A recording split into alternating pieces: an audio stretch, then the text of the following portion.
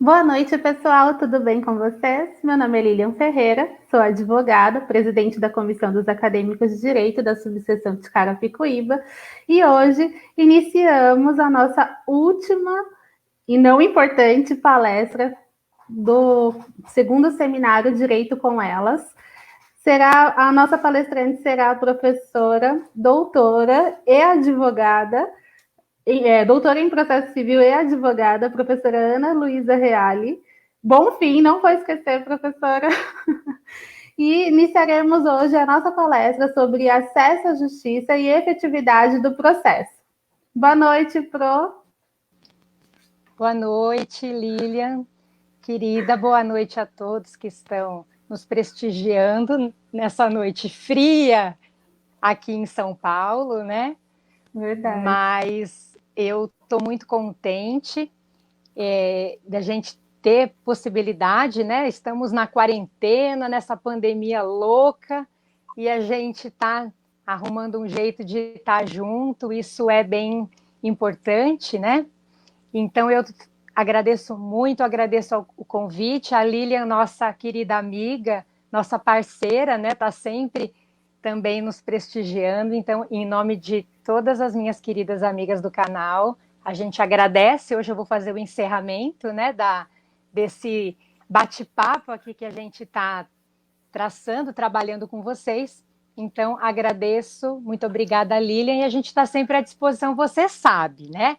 É só chamar que a gente aparece por Não, eu que aqui. agradeço, professora, por ter aceitado o nosso convite, né, participar, né, o Direito com Elas, esse canal maravilhoso, com professoras excelentes, sensacionais. Foi um mês de seminário mais do que fantástico, aprendizado, atualização, tudo misturado, foi fantástico. E não que seja menos importante o processo civil, eu acho que é o mais importante. Né? Mas agradeço pelo encerramento com a palestra da senhora, brilhante. Todo o período que a senhora ministrou aula para mim, quando eu estava no 10º semestre, eu tenho muito que agradecer. E bora lá, professora. Então, os acadêmicos, advogados que estão nos ai, meu Deus, prestigiando essa noite, podem fazer perguntas que eu vou ajudar a professora aqui na leitura das perguntas, participar um pouquinho com ela, que tudo bem que eu não tenho ainda um doutorado, não cheguei aí ainda a esse nível, mas um dia eu vou chegar lá, sou só Eita! especialista ainda, entrou. Mas um dia, se for teu desejo, com certeza você vai chegar lá, não tenho dúvida nenhuma disso. Bora iniciar, Pro, então? Acesso Vamos à lá, justiça. então. Bora lá, pessoal. Bom, gente, escolher tema, né, é sempre um desafio para mim. Porque a gente, né, na pandemia, aí algumas temáticas bem relevantes envolvendo esse momento que a gente está vivendo. Falei até um pouquinho numa outra live no nosso Instagram e tal sobre pandemia. Eu falei, bom, acho que agora vamos abrir um pouquinho a nossa conversa para a gente tratar de um tema que eu acho que é extremamente relevante, atual, né? Propondo algumas reflexões. Na realidade, a minha intenção hoje é propor algumas reflexões com relação a algumas questões que eu vou pontuar aqui, né? Eu estou falando para advogados e para futuros advogados, então vou tentar trazer um outro ponto também que eu acho que é importante a gente pensar diante da conjuntura que a gente vivencia, envolvendo o nosso poder judiciário, enfim, e a gente vai trabalhar aqui nesse bate-papo alguns pontos que eu acho que são importantes para a gente poder pensar. Então, gente, quando nós falamos sobre o tema da palestra, da palestra não, né, do nosso bate-papo é o acesso à justiça e a efetividade do processo. Eu acho que a gente precisa começar, e a minha intenção, né, iniciando essas reflexões que eu gostaria de trazer, ela começa nesse contexto, pessoal, da gente lembrar que o nosso Código de Processo Civil vigente, né, o Código de 2015, ele traz lá no comecinho do CPC nos primeiros artigos do Código, que abrem o nosso Código de Processo Civil, valores importantíssimos, normas fundamentais a serem consideradas pelo nosso legislador, já nesses primeiros dispositivos do Código. Então, se a gente for dar uma olhadinha lá nos artigos 1º, 2º, 3º, até o 12, mais especificamente, a gente vai verificar um capítulo ali em que o legislador trabalhou, nesse contexto, as normas fundamentais relacionadas ao processo civil. E eu acho que, num primeiro ponto que a gente precisa pensar aqui, gente, sobre esse tema proposto, é o que seria uma norma fundamental, né? O que seria um valor fundamental? E a gente pode conjecturar, num primeiro momento, que algo fundamental é alguma coisa indispensável, né? É algo essencial. Então, o legislador, quando ele dispõe no CPC sobre valores, muitos deles, inclusive valores previstos em nossa Constituição Federal, né? Muitos deles ali no artigo 5º da Constituição, inclusive, a gente, num primeiro ponto, considera que esses valores que o legislador do novo Código nos traz no início do CPC são valores essenciais, fundamentais, que todos que procuram a resolução de um determinado conflito têm que sentir, né, gente? Então, quando a gente fala de valor, de norma, enfim, não importa para mim muito a norma estabelecida lá de maneira abstrata. É importante que a pessoa, né, não vou nem tentar usar, não vou usar muito a expressão jurisdicionado, vamos tentar ampliar um pouquinho aí, mas aquele que tem acesso, né, ao sistema de justiça, aquele que tem um problema que precisa ser resolvido, é importante que ele saiba, né, que ele vai, de fato, sentir em sua vida, concretamente, os efeitos daquilo que ele foi buscar, esses valores regulamentados de maneira abstrata pelo nosso legislador. Não é demais lembrar, gente, que o artigo 1º do CPC, né, não precisaria estar dizendo isso, mas o legislador começa dizendo para a gente que o nosso processo civil vai ser ordenado, disciplinado, interpretado, obviamente, à luz da Constituição Federal. Então, ele nos lembra desses valores importantíssimos regulamentados pela Constituição Federal e coloca, né, alguns deles ali, só para a gente não esquecer, né, que a prestação jurisdicional, que essa distribuição de justiça, ela precisa acontecer voltada à nossa Constituição Federal, observando os valores estabelecidos pela Constituição Federal. A temática proposta, pessoal, se a gente fosse resumir, né, claro que a gente vai falar bastante sobre isso, mas se a gente fosse resumir em alguns artigos que têm a ver com o que nós vamos trabalhar hoje, eu acho que nós temos 2 artigos bem importantes do Código, já nesse início, que está lá, fazendo parte das normas fundamentais, que são os artigos 3º e 4º do CPC. Né? Então, a gente vai, baseado nesses dispositivos, traçar todas as nossas reflexões relacionadas a essa temática.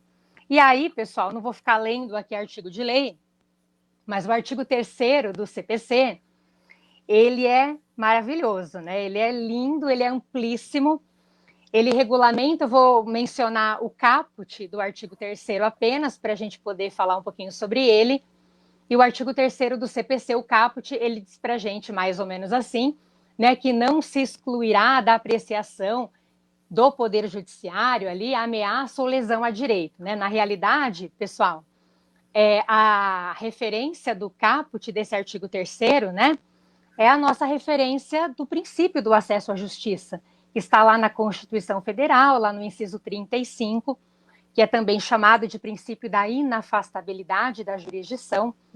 Então, o artigo 3º já começa nos dizendo, um primeiro ponto que eu acho que é importante a gente conjecturar aqui, que o judiciário está ali à nossa disposição para que, se precisarmos recorrer a ele, enfim, a gente vá, né, a gente tem condições de chegar e buscar o judiciário para resolver o nosso conflito de interesse.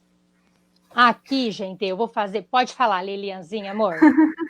Então, para os acadêmicos de direito, esse princípio da inafastabilidade do controle jurisdicional também é conhecido como o princípio do direito da ação. Eu me recordo dessa aula, hein, Pro? Muito bem. Que a gente tem as denominações mais gerais e as denominações mais que envolvem os princípios mais específicos do processo. É o princípio do direito de ação. Também está inserido nesse contexto. Muito boa aluna, gente. Ó, se eu pudesse dar uma nota aqui, já ia dar uma nota boa. Muito bem. Pessoal, primeiro ponto que eu acho que é importante a gente pensar sobre isso é que por mais que a gente esteja acostumado, né, uma visão bem paternalista que a gente tem mesmo, de que o judiciário, né, e isso é coisa, faz parte da nossa cultura, né, de séculos, enfim, o judiciário assumindo o monopólio da jurisdição, realizando o direito envolvendo os casos concretos, impedindo a justiça pelas próprias mãos. Então, a gente tem lá o judiciário como detentor do poder, né, típico de julgar, de resolver os conflitos, enfim.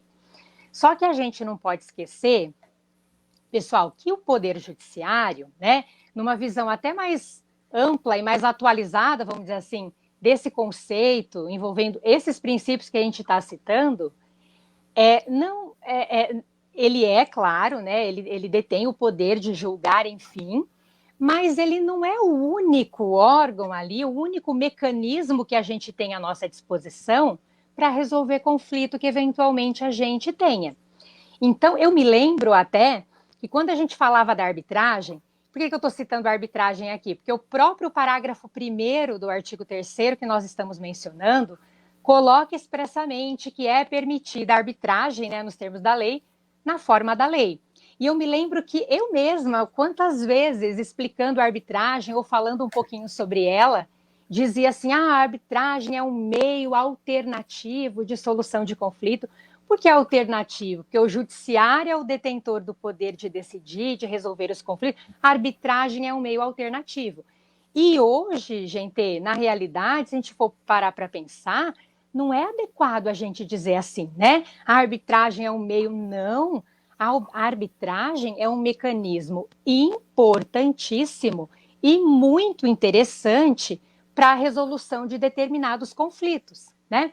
Os parágrafos 2º e 3º do artigo 3º do CPC, que a gente está citando, fala sobre meios de autocomposição, fala sobre conciliação, fala sobre mediação e outras técnicas de negociação, né? Mecanismos de autocomposição também extremamente eficientes para determinadas situações na resolução dos conflitos.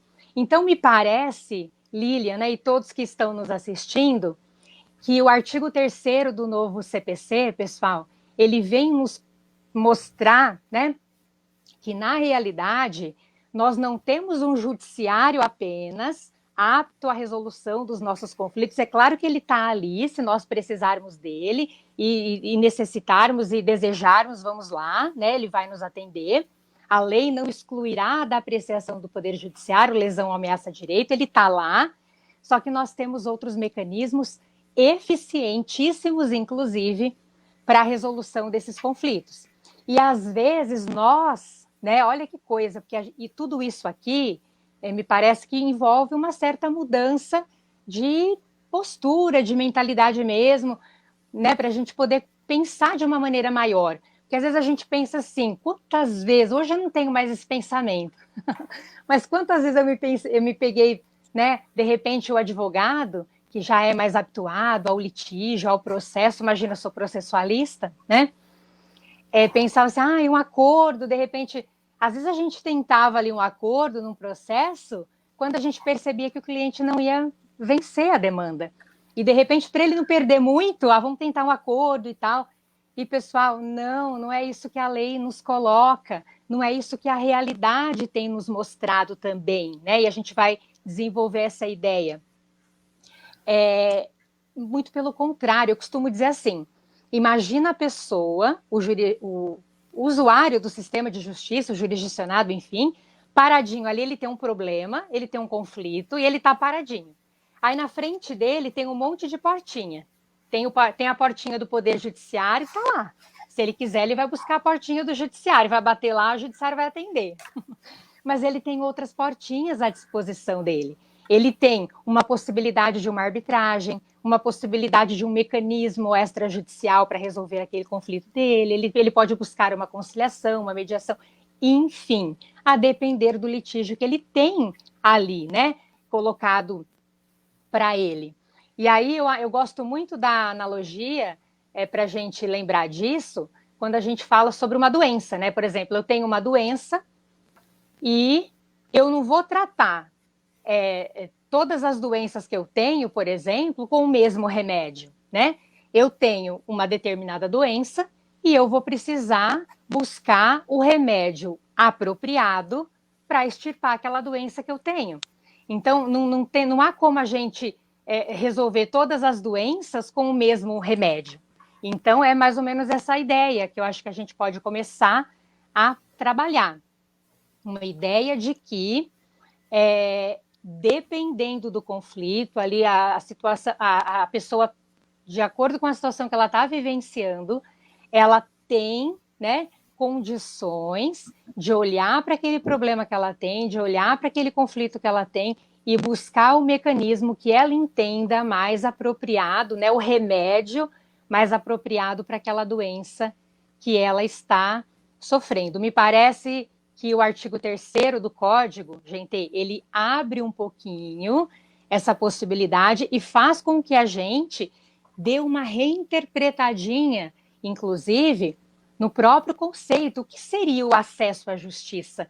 Porque eu me lembro que quando a gente estudava lá atrás, acesso à justiça, acesso ao poder judiciário, e aí depois estudando de maneira mais aprofundada o tema, acesso à justiça não é só a pessoa chegar ao judiciário, é ela ter um resultado, ela buscar, ela de fato sentir em sua vida os efeitos daquela decisão, mas é mais do que isso se a gente for conjecturar, né? O acesso à justiça, pessoal, não é só o acesso ao judiciário.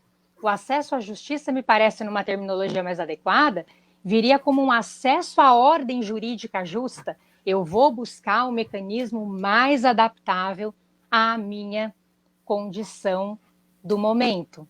Tudo bem, Lilian, por enquanto? Tudo bem. Por enquanto, tranquilo? Sim. Estou anotando tudo. Bora lá.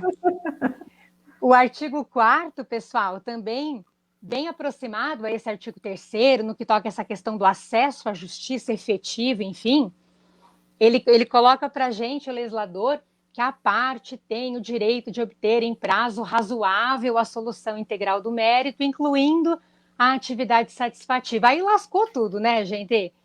Porque a atividade satisfativa é aquele sufoco, muitas vezes, né? Quanto tempo leva para tramitar um processo? Às vezes ele é moroso mesmo. E a gente eu não combato muito, eu não sou muito adepta da celeridade a todo custo, porque eu acho que isso compromete mesmo a qualidade da distribuição da justiça, né? E mesmo porque acho que é bem difícil, porque é um processo extremamente célere, não consigo nem conjecturar, porque a gente tem um monte de garantia constitucional que tem que ser cumprida, tem que ser respeitada, são direitos fundamentais, são valores fundamentais, então é importante que aquilo aconteça mesmo, enfim, né? Mas às vezes vai, né, gente? Vai, um processo vai, e aí o juiz prolata a sentença, e o autor ficou felizão, coitado, nem sabe, né? Que se for uma né, judiação, se for uma decisão que dependa do comportamento da parte contrária, né? O juiz condenou o réu a pagar uma quantia e tal. Se esse réu não cumprir a obrigação voluntariamente, vai lá toda uma fase de execução. E a gente sabe, gente, não sei se talvez, se não for o maior problema da justiça, do judiciário, né? Hoje é um dos grandes problemas, é a questão executiva mesmo. E aí eu vou incluir as execuções fiscais. A gente sabe que a Fazenda Pública é uma grande litigante em juízo, né? E aí é um problema. As execuções são tumultuadas, elas são onerosas para o credor, dá muito trabalho ali, e aquele processo vai se arrastando, né? Então, pessoal, quando a gente fala de acesso à justiça, acesso à ordem jurídica justa, né? É importante a gente considerar que eu preciso buscar um mecanismo próprio para o conflito que eu tenho, que eu não gaste muito com relação àquilo, porque quando a gente fala de acesso à justiça, de efetividade, eu estou falando de dinheiro também, né? Querendo ou não, o processo é caro, ele tem um custo que a parte vai ter que suportar, né? E aí, pessoal, até aproveitando aqui a oportunidade, já dessa minha fala mesmo, né? Eu acho até que o sistema não fechou os olhos para isso, né? Quando a gente fala, mesmo que o judiciário enfrente problemas aí, nós nem vamos discutir os problemas do judiciário hoje, enfim, porque também daria umas 3 lives no mínimo, né? Mas nós nem vamos falar nada sobre isso, mas me parece que o legislador, né, ele olhou para tudo isso, né? Quando a gente tem um bom regramento a título de exemplo sobre a gratuidade da justiça, né? Só citando um exemplo. Lá atrás, o professor Mauro Capelletti falando sobre o acesso à justiça, aquele livrinho maravilhoso que eu recomendo a leitura para quem gosta de estudar processo civil. Ele já falava sobre as ondas renovatórias. A primeira onda, né, acesso à justiça àquelas pessoas que não possuem condições financeiras mesmo de estar em juízo. E aí nós temos um bom regramento nessa parte da gratuidade a título de exemplo. Tanto que o legislador considerou expressamente, né, que se porventura um pedido de gratuidade é feito, vamos pensar lá em primeiro grau de jurisdição, e o juiz, né, depois de ouvir a parte e tal, vem indeferir por meio de uma decisão interlocutória a título de exemplo aquela gratuidade, essa interlocutória é agravável por instrumento, né? A gente sabe que não é toda interlocutória hoje, pelo menos não, num primeiro momento, também tem uma decisão do STJ já mitigando o rol do 1015, do CPC, mas a gente sabe que não é toda interlocutória, pelo menos num primeiro momento, hoje agravável por instrumento. E o legislador definiu, quando o juiz indeferir um pedido de gratuidade ou revogar uma gratuidade concedida, isso ele está impedindo o acesso à justiça à pessoa. Então, olha como ele considera importante a oportunidade que o jurisdicionado tem mesmo de estar ali, né? E considerou a possibilidade do agravo nesse contexto. A gente teve juizado especial, primeiro juizado de pequenas causas, depois a Lei 9.099 de 95, trazendo esse jurisdicionado, enfim. Me parece que o sistema, pessoal, ele não fechou os olhos, né, para essas questões todas, para concretização, vamos dizer assim, de todos aqueles valores que a gente mencionou, né? A entrega de uma prestação em prazo razoável, incluindo a atividade satisfativa, a gente tem um bom regramento. Eu acho que o nosso código, inclusive, e aí estou citando o código de 2015, né? Eu acho que o código é muito bom em muitos aspectos, né? A nossa execução, que eu citei, que é um grande problema, me parece que a gente tem bons dispositivos ali. A dureza é, às vezes, a aplicação daquilo, um problema. A execução, gente, é um problema complicado mesmo, né? Porque a execução, ela é patrimonial, e se o devedor não tem patrimônio, é aquele sufoco, né? A gente vê até, né, de uma maneira, até uma relativa efetividade, quando se tem dívida de alimento e tal, porque aí tem a possibilidade da prisão, e parece que o devedor dá um jeitinho ali para não ser preso e cumpre ali e tal, mas a gente não tem, em regra, prisão civil por dívida, a responsabilidade executiva, ela é patrimonial, enfim, e ela é tormentosa mesmo pela própria natureza, né? Mas me parece que o legislador veio bem, ele estabeleceu lá, né, as medidas executivas atípicas. Eu particularmente gosto muito ali do 139, inciso 4, permitindo, né, que o juiz aplique qualquer medida. Tudo bem que o legislador estava empolgado na ocasião e esperando, né? Qualquer Verdade. medida, né? Aí, toda vez que eu falo sobre esse artigo, eu lembro desse inciso, eu lembro de até eu gravei uma vez um vídeo no canal sobre isso, quando envolvi uma situação pública, né, gente? Então vou citar aqui, já até gravei o vídeo, mas quando era uma situação que envolvia Ronaldinho Gaúcho e o irmão deles, eles tinham lá uma dívida que tinha que ser paga, fazia muito tempo já, muitos anos que um processo tramitava, acho que era uma multa ambiental, enfim, ela se tornou muito alta, e aí, na ocasião, tinha havido até a apreensão do passaporte dele, porque essas questões acabaram acontecendo em razão do próprio 139.4, e antes, e a decisão relatava que foram fazer foram tentar localizar bens no patrimônio dele e tal, para uma penhora online, e verificaram que ele tinha R$ 25 na conta dele. Já pensou, Lilian? Procuraram na conta do Ronaldinho. Já pensou? Se tinha R$ 25 na conta de Ronaldinho Gaúcho, imagina na nossa, né, pessoal? Eu fico imaginando também. Né? Ó, R$ 25 encontraram ali, não deu para fazer a penhora online, apreenderam o passaporte, né? Enfim, gente. Mas a gente sabe que existem vários percalços relacionados ao cumprimento das decisões, e eu acho, me parece que o sistema, o nosso ordenamento jurídico, não fechou os olhos para todas essas questões. Ó, depois o Wellington, Lilian, marca que eu não vou conseguir ver agora, depois você me coloca aí. Já marquei aqui. Estou Tá só bom. esperando a senhora adentrar no assunto para lançar a pergunta do Dr. Wellington Nogueira. Excelente. Ele fala da justiça do trabalho, né? Vamos ver já? Sim, ele pergunta assim, doutora Ana Luísa, na sua opinião como processalista, a solução do conflito por meio de arbitragem ou acordo na área civil está indo na linha de solução da justiça do trabalho? Acredito, eu acho que eu responderia que sim. Na verdade, não só na justiça do trabalho, né?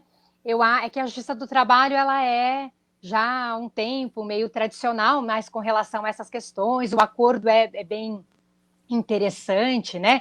Se tem muito acordo na justiça do trabalho, isso não é de hoje, mas eu acho, Wellington, né? Falei corretamente, Isso, sim. que o nosso sistema como um todo está se transformando nesse contexto, né?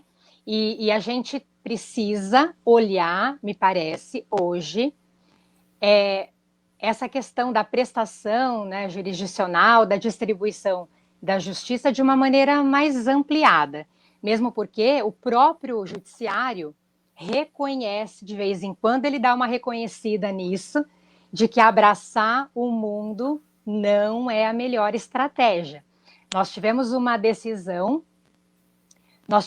decisão recente proferida pelo STJ, pessoal, em que o ministro, agora me falha qual, acho que foi quarta turma do STJ, flexibilizando um requisito ali estabelecido pela lei para que se tivesse o inventário, para que se fosse realizado um inventário extrajudicial em cartório, porque a lei estabelece que quando tem testamento, não dá para ser feito em cartório. E aí houve uma decisão prolatada pelo STJ, flexibilizando esse requisito para que a parte pudesse fazer o inventário no cartório. Então, acho que o próprio judiciário tem reconhecido que muitas coisinhas ali dá para fazer com a mesma qualidade, rapidez e de repente até uma rapidez maior aí, mais barato para a parte, enfim, né? Aquilo que a pessoa faria no judiciário, muitas vezes ela pode fazer fora do poder judiciário, né?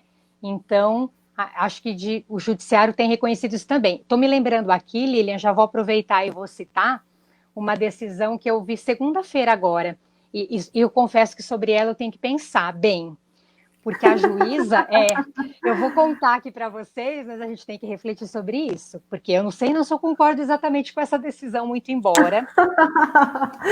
não seja. concorda, porque, gente, eu conheço a professora, que se ela não concorda, porque realmente ela não concorda, não é parcialmente, não, hein? Ah lá.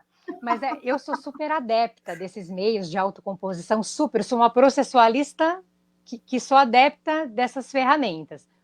Mas a juíza, pessoal, na ocasião, se não me engano, lá no Maranhão foi proferida essa decisão, ela extinguiu um processo sem análise do mérito, uma ação proposta, porque a pessoa tinha um problema lá, um conflito, e ela não procurou resolver o conflito pela plataforma consumidor.gov lá, e aí, olha, veja, a juíza, ela atrelou o fato da pessoa não ter buscado a ferramenta extrajudicial, a plataforma tal, ao interesse de agir. Então, conjecturando que ela deveria primeiro ter procurado essa plataforma extrajudicial para depois buscar o judiciário nesse binômio do interesse de agir, utilidade, necessidade. Ela até citou uma decisão do Supremo que falava sobre a judicialização do DPVAT, alguma coisa nesse sentido. Eu acho que essa decisão é um pouco complicada, pessoal, porque tecnicamente a lei não excluirá da apreciação do Poder Judiciário, né, lesão ou ameaça a direito. Não há lei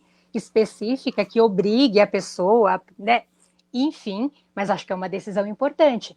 E uma decisão para a gente pensar que o judiciário não está querendo resolver. De fato, ele está olhando para tudo que está acontecendo e está entendendo que, de repente, ele não vai mesmo conseguir resolver todas as questões, porque a gente litiga muito mesmo, né? E a gente confia muito no judiciário. Ó, que interessante. Isso acontece N vezes. A gente, às vezes, propõe um acordo para o cliente, ele quer o juiz resolvendo o conflito, né? Então, se o cliente quer o juiz resolvendo aquele conflito, significa que ele ainda confia no Poder Judiciário. Mas, dependendo como for, né, ele vai perdendo legitimidade, o Poder Judiciário, vai perdendo descrédito, porque a demora vai acontecendo, a coisa vai ficando muito truncada, né? E a parte vai percebendo também, o usuário da justiça ali, ele vai percebendo que existem mecanismos outros que vão proporcionar, que podem propiciar a ele uma resolução boa, tal qual a que o judiciário, né, proporcionaria à pessoa. Então, acho que isso é bacana da gente pensar. Quer colocar mais alguma questão, Lilian? Sim, a Cibele Novaes está perguntando, professora, se então seria extremamente mais hábil se todas as áreas adotassem a arbitragem e a conciliação. Né? Acho que é uma opinião dela através de uma pergunta, né? Acho que ela quer saber a opinião da professora. Olha, gente, eu acho só que é complicado a gente generalizar, né? Sempre, mas eu acho que sempre que possível, a tentativa ou a busca de um outro mecanismo. Então, vamos tentar lembrar lá, vamos tentar lembrar qual é o meu conflito de interesse. Essa é a doença que eu vivencio. Qual é o melhor remédio para ela, né? Porque às vezes não é o caso mesmo de uma arbitragem, pessoal, ela não está muito popularizada, né? A arbitragem, ela ficou um pouco elitizada. Hoje no Brasil ela é assim, ela cuida de muitos interesses estrangeiros, enfim, ela não está muito popularizada, né? Mas ela é utilizada por algumas empresas, por grandes empresas, para determinados conflitos, enfim, e ela é efetiva para isso, né? A mediação e a conciliação, muito efetiva para muitas questões também. Eu sou super adepta desse tipo de mecanismo extrajudicial. Hoje se fala muito na advocacia colaborativa, né? Que é extrajudicial também, onde o advogado pode montar uma equipe multidisciplinar para tentar fazer com que aquele conflito, tudo extrajudicial, pessoal. Então, eu acho que vocês, os acadêmicos que nos assistem hoje, podem olhar, eu acho que, e aqui, gente, tô longe de ser dona da verdade de qualquer coisa. A ideia aqui é a gente pensar sobre isso, é propor reflexões para que a gente possa pensar, né, quem vai começar a trabalhar agora, que caminho tomar, o que a gente vai seguir, né? Eu acho que isso é bastante relevante. O nosso código, pessoal, o CPC, ele, claro, né, nesse contexto de que o legislador não fecha os olhos para propiciar ao jurisdicionado aquele que optou pelo judiciário. Então, a pessoa está lá, ela quer o poder judiciário resolvendo o seu conflito, né? Para mim, o sistema olhou para esse jurisdicionado e criou muitos mecanismos que a gente usa pouco. Então, eu vou dar alguns exemplos aqui. Então, por exemplo, o negócio jurídico processual, regulamentado pelo artigo 190 do CPC, de maneira mais ampla, porque porque a gente tem negócios jurídicos processuais típicos regulamentados ao longo do nosso código também, mas o legislador estabeleceu lá no artigo 190 que, dependendo da situação, quando o direito admitir autocomposição, quando as partes forem capazes, elas podem flexibilizar a regra de procedimento, considerando as especificidades do processo. Então, elas podem fazer acordos nessa relação, antes da ação ser proposta, durante o trâmite dessa relação. E o negócio jurídico processual, gente, ele vem para ajudar a parte nesse contexto. Ele vem para flexibilizar, porque, veja, quem cria o procedimento é o legislador. E a gente sempre se habituou. Eu acho, não sei se o negócio jurídico processual não aplicado na prática, é porque a gente às vezes não sabe direito o que fazer com ele. Eu penso assim, porque a gente é muito acostumado com o rito, o legislador criou o caminho que eu vou seguir. E eu vou seguindo o trâmite criado por ele, né? Pela flexibilização procedimental, eu posso ajustar regras de procedimento. E eu me lembro, há pouco tempo, eu assisti uma live do professor Fernando Gajardoni, que é uma das pessoas, um dos grandes processualistas que estuda o tema e se debruça a temática do negócio jurídico processual. Ele falou que foi fazer uma pesquisa, ele é juiz, né? Foi fazer uma pesquisa para ministrar uma palestra, e aí ele verificou que parecia que ele encontrou 12 negócios jurídicos processuais ao longo de 4 anos que o código está em vigência. É muito pouco, né, gente? Então, a gente verifica que é um bom instrumento que foi pensado pelo legislador para poder, né, operacionalizar ali, para levar efetividade para o jurisdicionado, enfim, pouco utilizado. Vou citar aqui também as nossas tutelas provisórias, né, que para mim elas estão bem melhores regulamentadas do que o legislador do CPC passado. Eu gosto desse tema, né, sempre falo um pouquinho sobre isso. Mas a paixão da professora são as tutelas, gente. Eu adoro. Eu adoro. Ó, mas você viu que eu não falei de tutela aqui hoje, né? Viu que eu mudei assim. Mas vou trazer um ponto das tutelas que a gente também não para pensar. Porque quando o legislador cria, pessoal, a tutela antecipada antecedente, o que o legislador conjecturou ali?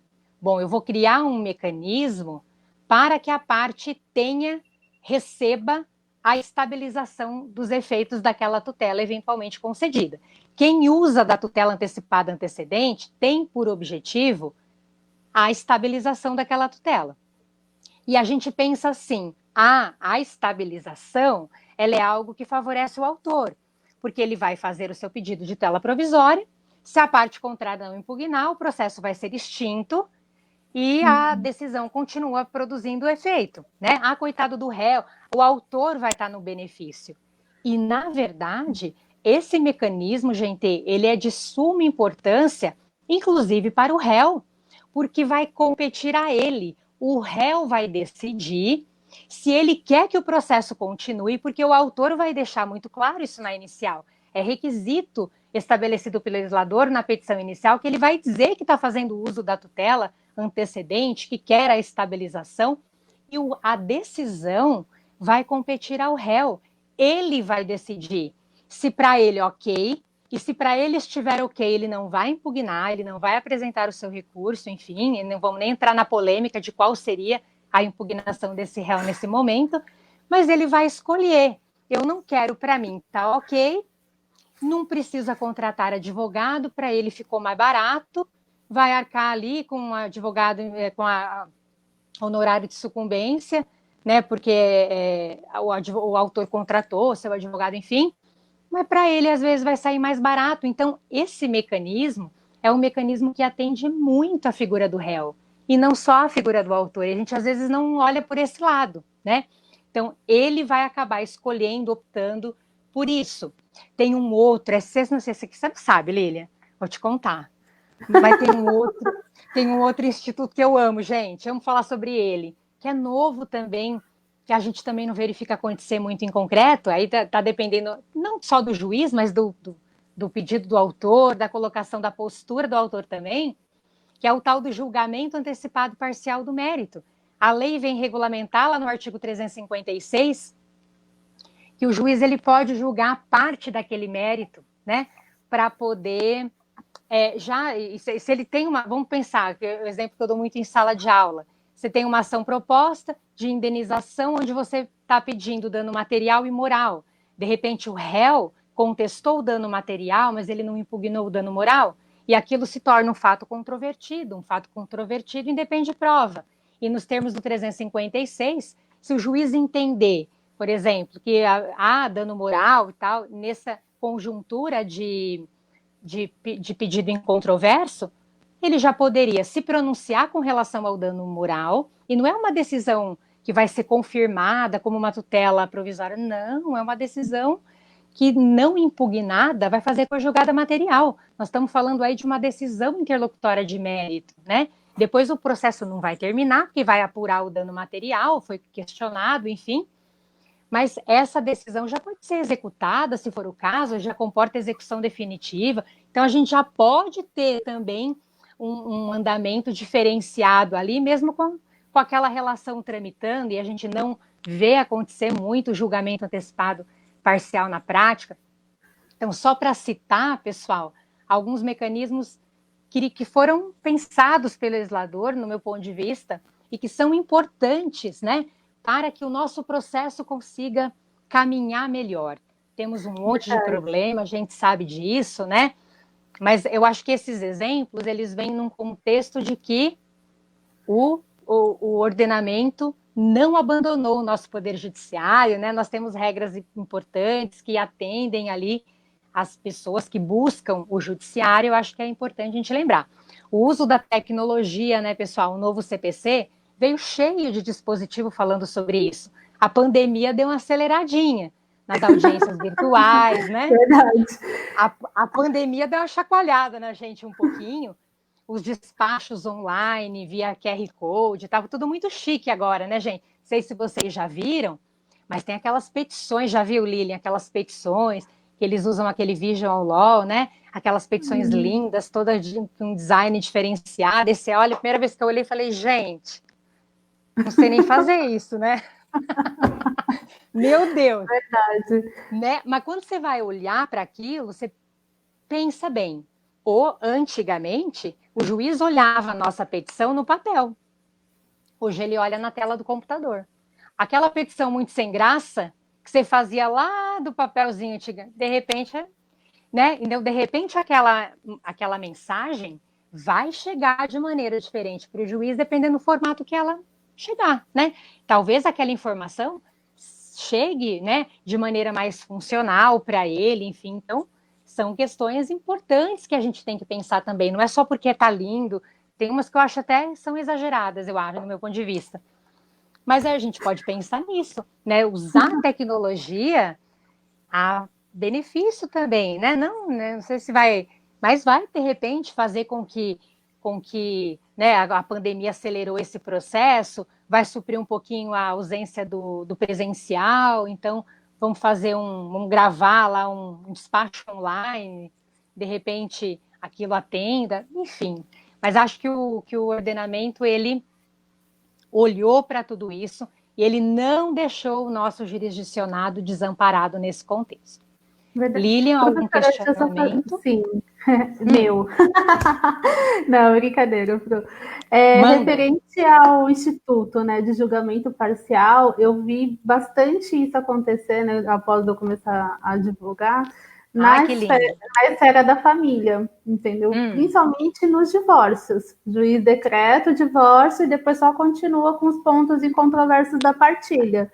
Eu achei isso muito interessante na prática, porque como conciliadora, né, a gente tem essa dificuldade, né, de às vezes chegar a decretar formalizar um acordo justamente porque não consegue vincular, fechar a partilha ou fechar alguns pontos referentes à guarda, visitação.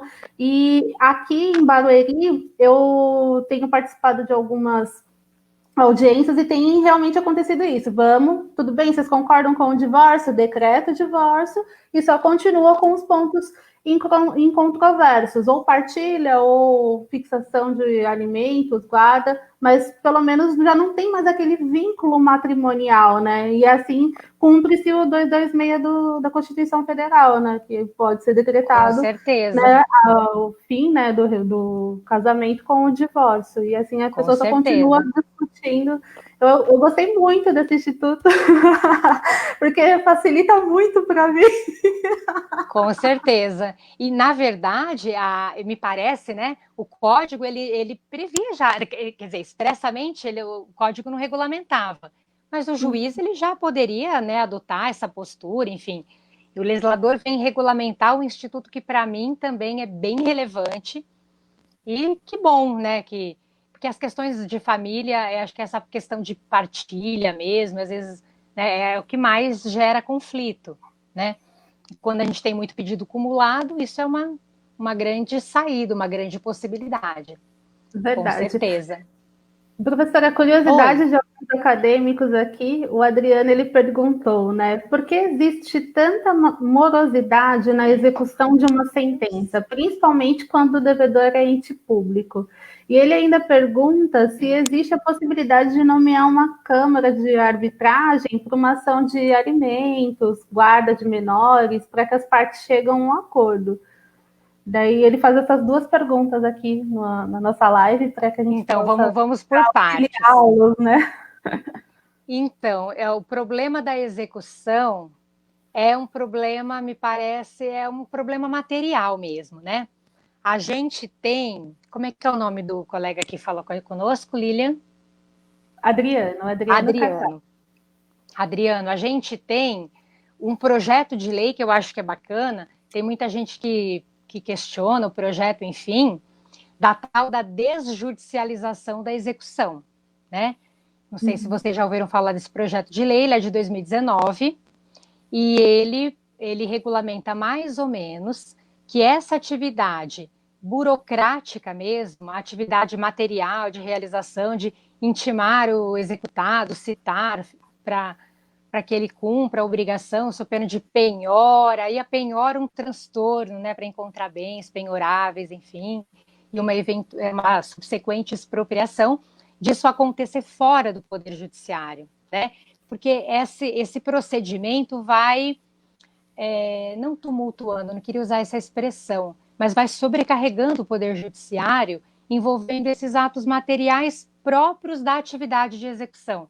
Enquanto que poderia o projeto de lei prever essa ideia, o projeto de lei fala mais ou menos assim: vamos deixar para o juiz as questões que são afetas a um poder típico jurisdicional, né, de resolver algumas questões. Então, de repente, se faz um pedido de tutela provisória nessa execução, ou de repente o executado vai opor embargos à execução, aí o juiz vai ter que analisar, decidir essas questões, fazer uma análise cognitiva mesmo com relação àquilo. Isso é função do juiz, né?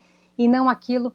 O ente público, Adriana, acho que um problema às vezes tem muita proteção mesmo, né? Tem reexame necessário, e aí, às vezes, antes de poder a decisão estar produzindo efeito, vai ter que fazer um reexame necessário. A lei de execução fiscal também tem lá algumas prerrogativas à Fazenda.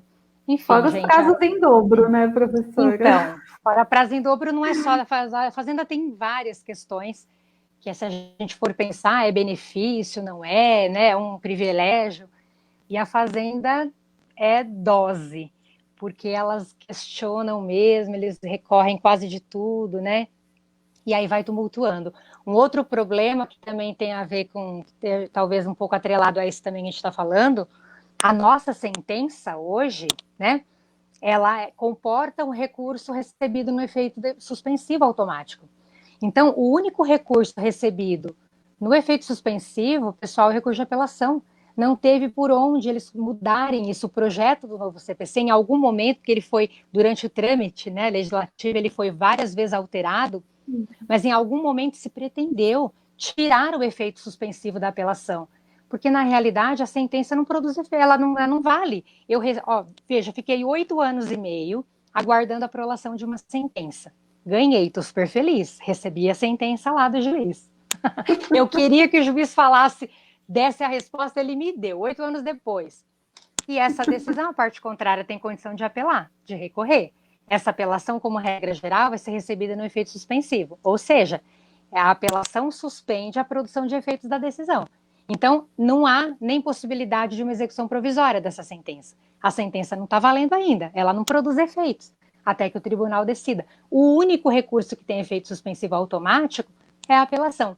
O que acontece muitas vezes na prática? A pessoa atravessa uma petiçãozinha de tutela provisória, ou durante a relação processual em primeiro grau, ou perante o tribunal para retirar o efeito suspensivo do recurso de apelação.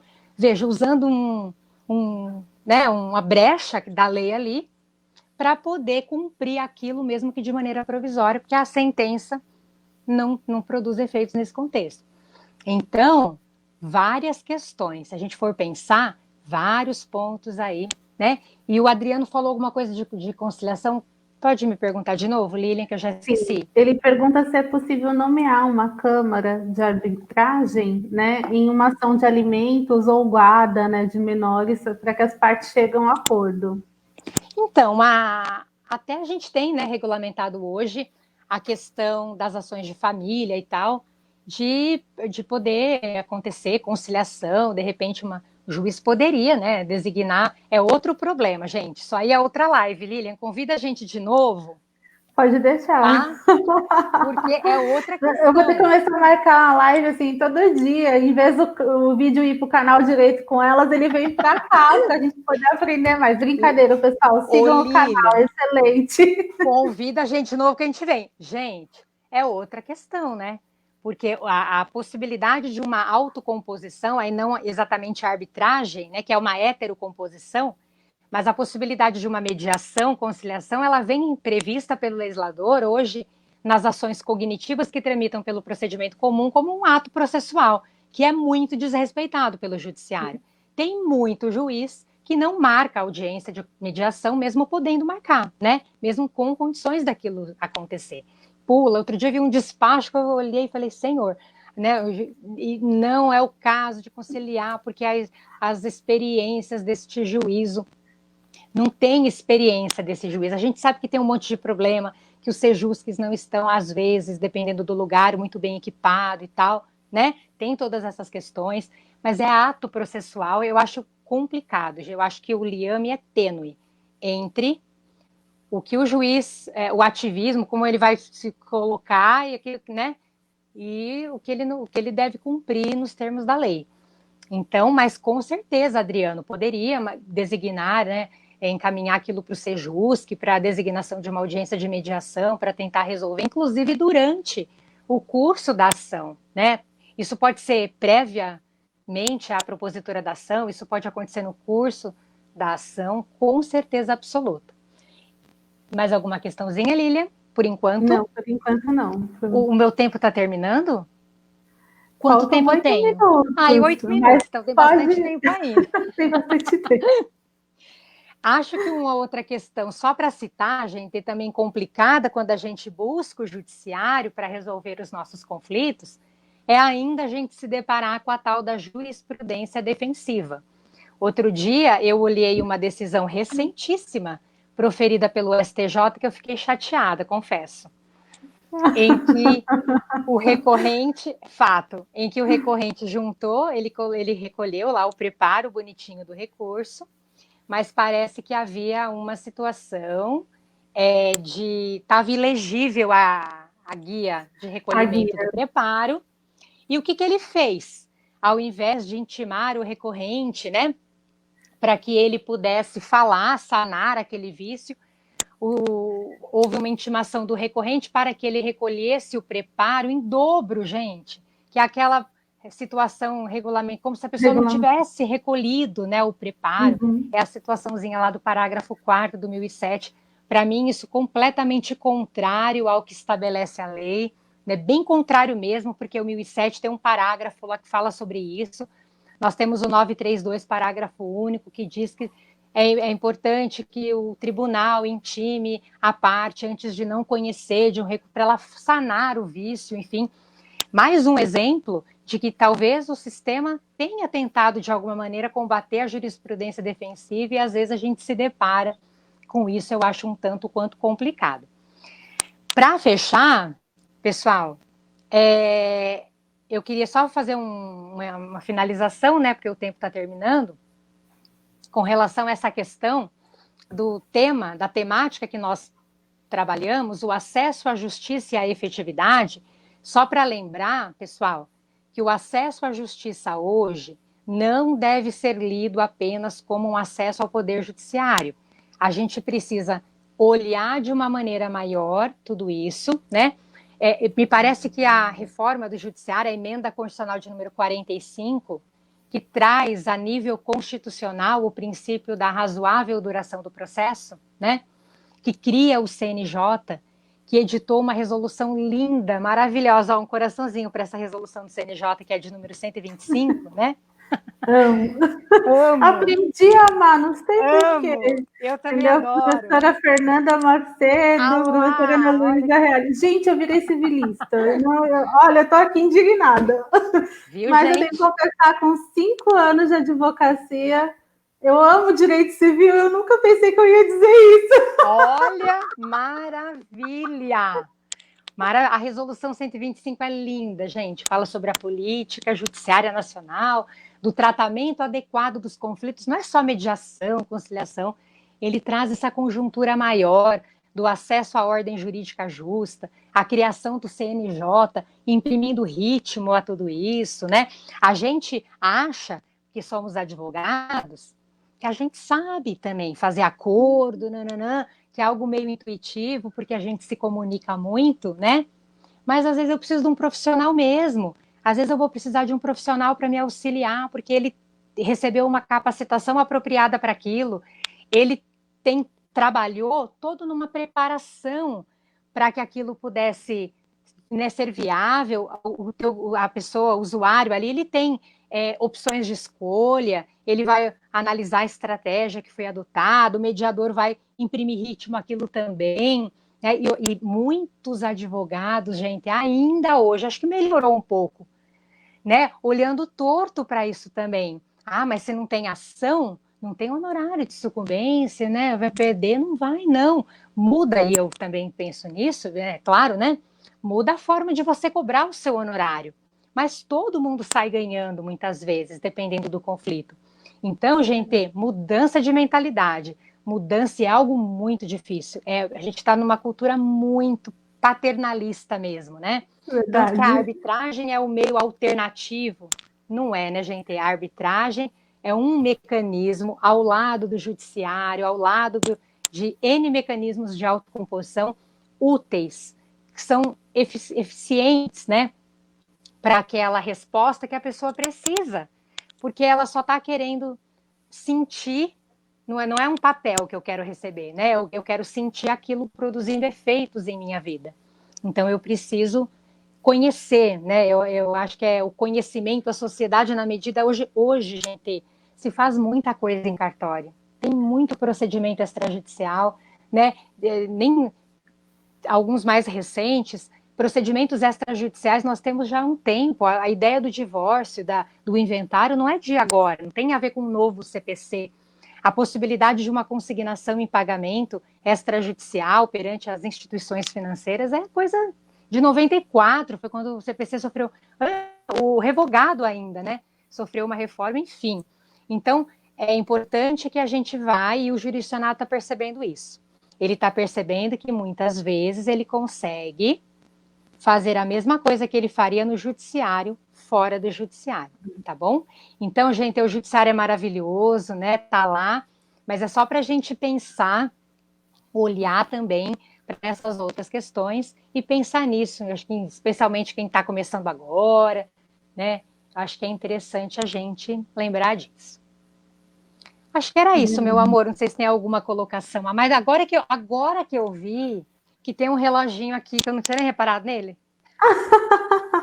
Isso porque fomos avisados do reloginho. Olha lá, o reloginho. Agora que eu vi que ele tá, olha que coisa. Mas ainda bem que eu nem liguei para ele. Tá bom, melhor assim. Eu tô olhando em outro reloginho meu aqui. Imagina, professora, agradeço Agradeço o canal Direito com Elas por ter compartilhado todos esses conteúdos conosco. Vai ficar disponível na nossa página daqui do Facebook da OAB de Carapicuíba. Agradeço a diretoria pela confiança, a Cássia, funcionária da OAB, que ajudou a gente a agendar com as datas meio malucas, porque as professoras nem sempre estão disponíveis. Eu acho isso absurdo, ela tinha que estar disponível 24 horas para mim.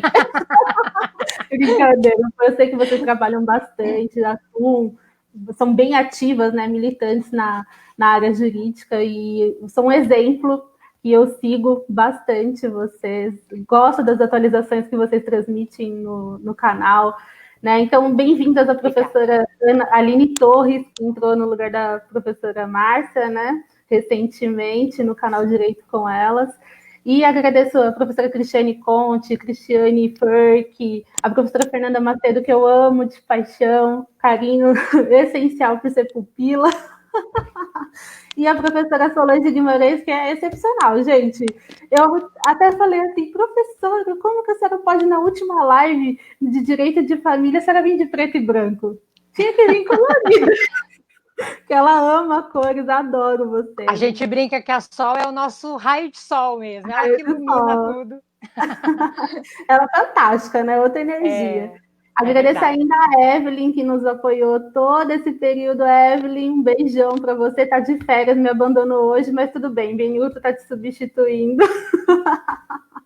E agradeço a diretoria da OAB, Dr. Paulo Kisse, Dr. Sinésio, Dr. Gerson, doutora Neuci, doutora Chilma, né, pela confiança de ter me colocado, né, me nomeado nesse cargo de presidente da Comissão dos Acadêmicos. Já estou há 4 anos, né, à frente da comissão, amo muito meus acadêmicos que estão sempre presentes, Sibeli, Adriano, ai, meu Deus, vou esquecer de falar, Matheus. Eita! Não vou começar a nomear, não, professor, que são 240 acadêmicos nessa comissão, eles me deixam meio maluca. Daí depois fala, você só falou de fulano, não falou de Bertone. Não pode falar nome de ninguém, não pode Lília. Falar de ninguém, eu vou me controlar, nas próximas eu não falo. Então, gratidão, professora, agradeço muito. Agradecemos muito, agradeço em nome de todas as meninas do canal, obrigada mesmo pela oportunidade, e a gente está à disposição. Eu queria, vou quebrar um pouco o protocolo, porque eu não sei, eu não consigo ver assim, quem entra e tal, enfim, pelo programinha aqui, mas acho que talvez minha mãe esteja assistindo a gente. Minha mãe agora está meio internet, que ela não era muito disso, agora está, toda chique. Minha irmã, disseram que iriam assistir, mas não consigo ver. Então, de todo modo, um beijo se eles estiverem aí prestigiando, família prestigiando a gente é fundamental, né? Verdade. A gente agradece muito, Lília, muito, muito, muito obrigada pelo convite. A gente está à disposição sempre que vocês precisarem. Obrigada ao espaço, obrigada ao OAB. Muito obrigada mesmo. Nós que agradecemos, professora. Só um recadinho para os acadêmicos, né? A Damásio, unidade de Osasco, ela forneceu uma bolsa de estudo para os acadêmicos inscritos aqui na subseção. Então, quem tiver interesse pode procurar a Camila lá na unidade do Damásio, se inscrever para fazer o curso preparatório para o exame da ordem. E para os advogados, Damásio está dando 50% de desconto até dia 31 de julho, para quem tiver interesse em fazer especialização lá naquela unidade. Novamente, gratidão, amo todas vocês. E nossa, quem sabe no final do ano a gente tenta fazer um congresso presencial, se Deus quiser, essa pandemia vai acabar, isolamento social, nem que a gente faça um churrasco depois, hein, professora? Eu vou viajar para Santa Fé do Sul. Só se fizermos, hein? Só se fizermos, pelo contrário. Senão eu vou ter que viajar para Santa Fé do Sul também. Eita! Energia linda, maravilhosa. Bora viajar para Santa Fé também, independente. Verdade. Beijão, então, pro tchau, tchau. Obrigada, gente. Tchau.